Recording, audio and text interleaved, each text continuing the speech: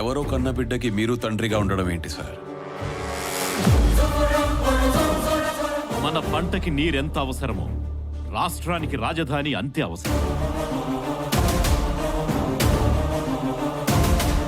4 ప్రాంతాల ప్రజలు అభివృద్ధి చెందాలనేది మా ప్రభుత్వ ధ్యేయం. ఆ ముఖ్యమంత్రి మన పరాయాలు చేసి పరదాలు కట్టుకొని తిరుగుతున్నాడయ్యా. అదే మన కంట పడితే కడిగి పారేస్తామయ్యా.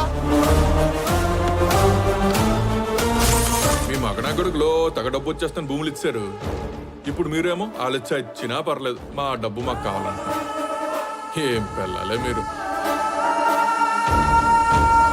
కష్టపడమని చెప్తే ఎవడైనా మనల్ని ఇష్టపడతాడా? వాడికి సుఖాన్ని నేర్పి పడుకోబెట్టాలి.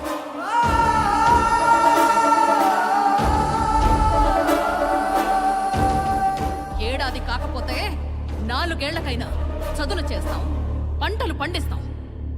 రైతులవురా.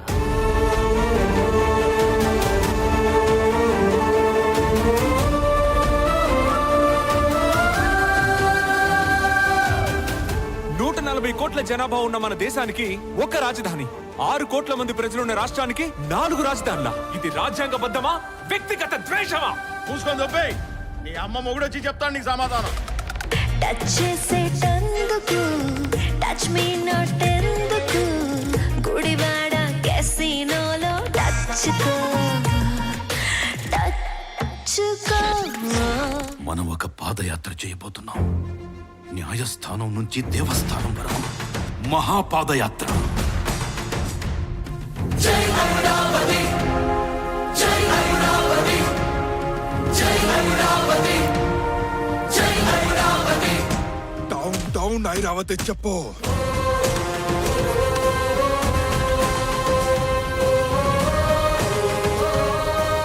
ప్రజలెప్పుడు మన దగ్గర చెయ్యి చాచి అడుక్కునే పరిస్థితుల్లో ఉండాలి.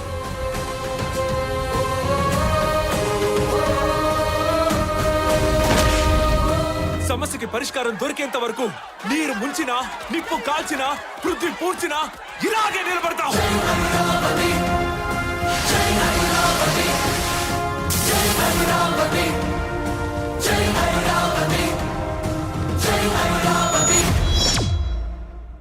దేశానికి అన్నం పెట్టిన అన్నపూర్ణ అరుణ ప్రదేశ్ భవతి భిక్షాందేహి అంటూ కనిపించిన అందరినీ అప్పులడుకునే స్థాయికి దిగజారిపోయింది.